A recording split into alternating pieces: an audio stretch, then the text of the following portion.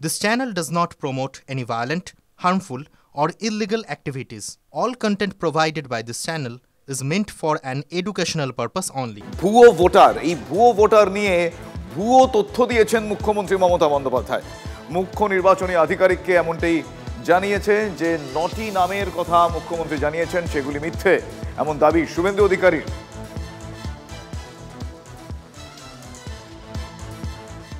মুখ্যমন্ত্রী যে হরিয়ানা আর গুজরাটের তথ্য দিয়েছেন, ইলেকশন কমিশনের ইনচার্জ আমাদের কাছে বলেছেন ভুল তথ্য। তিনি বলেছেন নাম আলাদা, আমরা 9টা ইনকোয়ারি করে ফেলেছি, আইডি নম্বর 1 আমরা দিল্লিতে বলেছি কারেকশন করে দেওয়ার জন্য। 10-12 হাজার কর্মচারী নিয়ে রাজ্যের মুখ্যমন্ত্রী যে 9টা নামে কাল অভিযোগ করেছেন হরিয়ানা গুজরাট, সিও ইনচার্জ আমাদেরকে পরিষ্কার বলেছেন অ্যালিগেশন বেসলেস, ফেক। আমরা বলছি ফেব্রিকেটেড এন্ড পলিটিক্যালি মোটিভেটেড।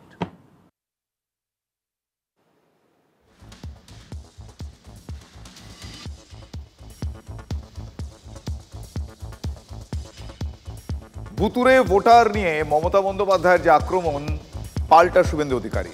মুখ্য নির্বাচনী আধিকারিকের অফিসে তৃণমূল নেত্রীর বিরুদ্ধে নালিশ জানিয়ে বিরোধী দলনেতা দাবি করেছেন গতকাল মমতা বন্দ্যোপাধ্যায় অভিযোগ করেছেন বেশ কিছু এআরও প্যাকেট নিয়ে ভোটার তালিকায় গরমিল করছেন। অর্থাৎ তিনি সরাসরি ডিএম বিডিওদের একাংশের বিরুদ্ধে ঘুষ নেওয়ার অভিযোগ করে ভয় দেখাচ্ছেন বলে পাল্টা অভিযোগ করেছেন শুভেন্দু অধিকারী।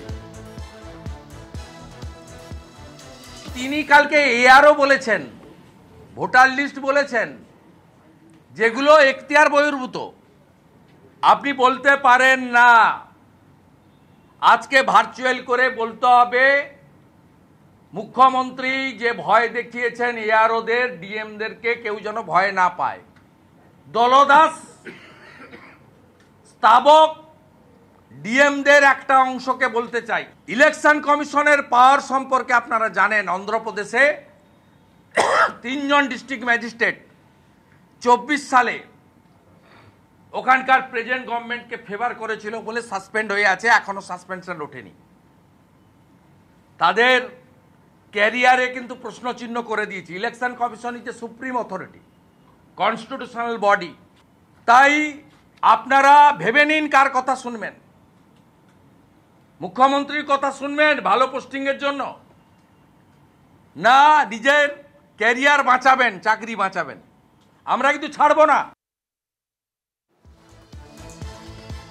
আসুন এবার একবার দেখে নিই গতকাল নেতাজি ইন্ডোরের সভা থেকে ঠিক কি অভিযোগ করেছিলেন মমতা বন্দ্যোপাধ্যায়। গতকাল তিনি কি বলেছিলেন শুনি।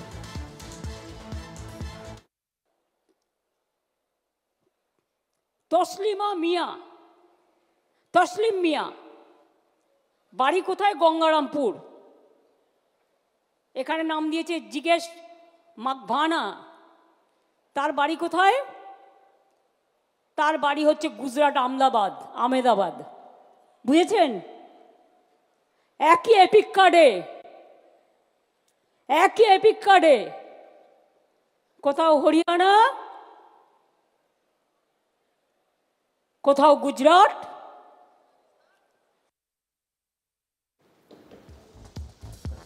কোট আনকোট ভুতুরে ভোটার নিয়ে মমতা বন্দ্যোপাধ্যায়ের আক্রমণ, পাল্টা শুভেন্দু অধিকারী। মুখ্য নির্বাচনী আধিকারিকের অফিসে তৃণমূল নেত্রীর বিরুদ্ধে নালিশ জানিয়ে বিরোধী দলনেতা কি দাবি করছেন? তিনি দাবি করেছেন যে গতকাল মমতা বন্দ্যোপাধ্যায় অভিযোগ করেছেন বেশ কিছু এআরও প্যাকেট নিয়ে ভোটার তালিকায় গরমিল করছেন। অর্থাৎ তিনি সরাসরি ডিএম বিডিওদের একাংশের বিরুদ্ধে ঘুষ নেওয়ার অভিযোগ করে ভয় দেখাচ্ছেন বলে পাল্টা অভিযোগ করলেন শুভেন্দু অধিকারী। আপনি বলছেন যে 2 মাস ইলেকশন কমিশন, 5 বছর। আপনি কাকে ধমকাচ্ছেন? বলছেন কিছু এআরও প্যাকেট নিয়েছে। আপনার কাছে যদি তথ্য থাকে আপনি ইলেকশন কমিশনকে ওই এআরওদের নামে কমপ্লেন করুন। আর এই মুহূর্তে শুধুমাত্র TV9 বাংলার হাতে এসেছে এপিক নাম্বারে কারচুপির যে পর্দাফাঁস, সেই পর্দাফাঁসের বিষয়।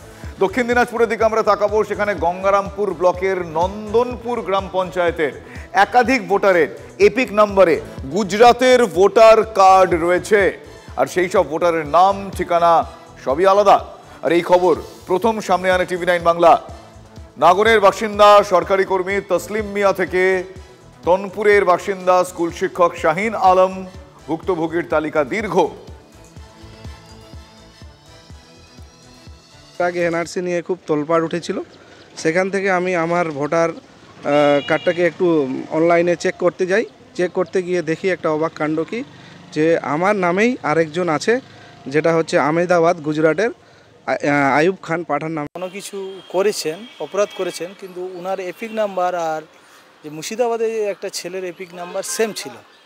সেই নাম্বার মারফতে ওই মুর্শিদাবাদ ছেলেটাকে নাকি কেরল পুলিশ তুলে নিয়েছিলেন।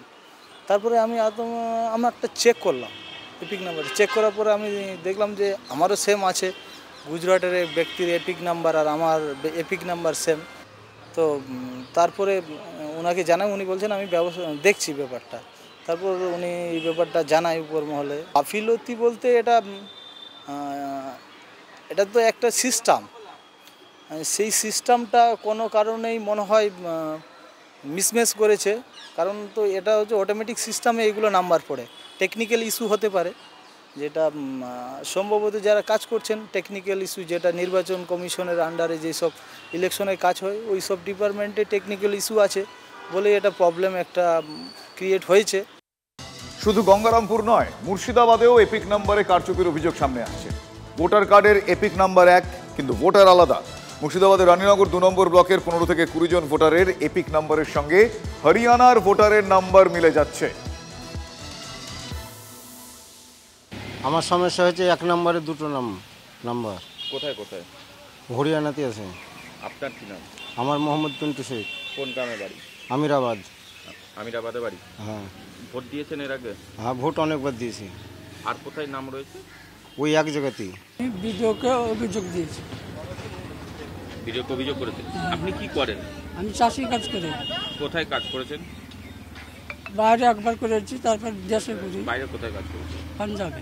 আমরা সব তো জানি না, কিছুই জানি না, কিছুই করি না। তবে আমাকে অন্য লোকে এসে বললো, তো আমি আমার ছেলেকে জিজ্ঞাসা করলো কী ব্যাপার গো, তো বলছে যে এইসব ব্যাপার, আমার ভোটার নম্বরে কেটে গেছে। কোনোদিন কি গেছিল ওইসব জায়গায়? না, ওসব জায়গায় কোনোদিন যাওয়া নাই। না, আমাদের কোনো ছেলে বাইরে কাজ, একটাই ছেলে আমার, বাইরে টাইরে কোনো কাজ আমি যাইনি। বাংলার সীমান্তবর্তী 9টি জেলায় ভুয়ো ভোটার ঢুকিয়েছে তৃণমূল কংগ্রেস। রোহিঙ্গা এমনকি এবিটি জঙ্গি সাদরাডির নামও তৃণমূলের মততেই ভোটার তালিকায় ঢোকানো হয়েছে বলে শুভেন্দু অধিকারী আজ অভিযোগ করেছেন। শোনাবো তার মুখ থেকে কি বলেছেন তিনি। পশ্চিমবঙ্গে ভুতুড়ে ভোট তুলেছে তৃণমূল কংগ্রেস। রোহিঙ্গা মুসলমান অবৈধ অনুপ্রবেশকারীদের ভোটার লিস্টের নাম তুলেছেন তৃণমূল কংগ্রেস। 9টা বর্ডার জেলাতে অবৈধ ভুয়া ভোটারের নাম তুলেছে তৃণমূল কংগ্রেস। তাই আধার এবং এপিক লিঙ্ক করে রেশন দোকানের মতো বায়োমেট্রিক মেশিন দিয়ে পশ্চিমবাংলার নির্বাচন করতে হবে, এটা জনগণের দাবি। শোভন রত্নার বিবাহ বিচ্ছেদের মামলায় কল্যাণ বন্দ্যোপাধ্যায়কে কুরুচিকর মন্তব্যের অভিযোগ ক্ষমা চাইলেন রত্না চট্টোপাধ্যায়। রত্নার বিরুদ্ধে অভিযোগ আনেন কল্যাণ বন্দ্যোপাধ্যায়। বিকেল 4টের মধ্যে ক্ষমার বয়ান হলফনামা আকারে দাখিল করার নির্দেশ দিয়েছেন বিচারপতি হিরণময় ভট্টাচার্য। আমি ডিটেল জানবো আমার সহকর্মী শ্রাবন্তীর কাছ থেকে। শ্রাবন্তী, দেখো, কল্যাণ বন্দ্যোপাধ্যায় তিনি নিজে তৃণমূল কংগ্রেসের সাংসদ, তিনি একটি মামলা লড়ছেন, সেটা বিষয় যাই হোক না কেন, সেখানে কেন রত্না চট্টোপাধ্যায় তাকে ব্যক্তিগত আক্রমণ করবেন, এমনটাই বক্তব্য ছিল কল্যাণ বন্দ্যোপাধ্যায়ের। আজকে মামলার একেবারে শুরুতেই রত্না চট্টোপাধ্যায়ের আইনজীবী জানান যে রত্না ইতিমধ্যে ক্ষমা চেয়েছেন, যদিও তার টেলিফোনিক যে মেসেজ ছিল তাতে একেবারেই সন্তুষ্ট প্রকাশ করেননি কল্যাণ বন্দ্যোপাধ্যায়। এ বিষয়ে রত্নাকে বিকেল 4টের মধ্যে একটা লিখিত হলফনামা দিতে হবে, যে কি যে তিনি ক্ষমা চেয়েছেন সেই বিষয়ে তিনি লিখিত জমা দেবেন। অন্যদিকে যে তাদের বিবাহ বিচ্ছেদ, শোভন চ্যাটার্জির যে বিবাহ বিচ্ছেদ হচ্ছে রত্না চ্যাটার্জির সঙ্গে, সেটা যাতে দ্রুত নিষ্পত্তি করে আলিপুর আদালত, আজকে তারও নির্দেশ দিয়েছেন কলকাতা হাইকোর্টের বিচারপতি হিরণময় ভট্টাচার্য। ধন্যবাদ শ্রাবন্তী। সুতন্দ্রার মৃত্যুর পর তিনি পালিয়ে গিয়েছিলেন কেন, মুখ খুললেন সাদা গাড়ির চালক বাবলু যাদব। পানাগড় কাণ্ডে 4 দিনের মাথায়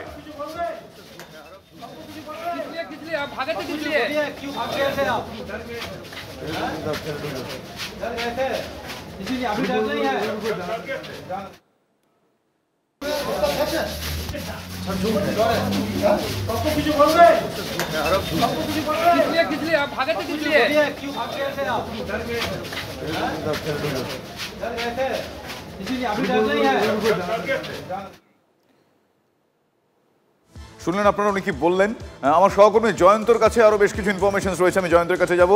জয়ন্ত, আমি জানতে চাইবো যে উনি ক্যামেরার সামনে ওই পাসিং বাই কি বললেন শুনলাম, আর কি কি এই বিষয়ে উঠে আসছে এখনো পর্যন্ত এই ঘটনাকে কেন্দ্র করে?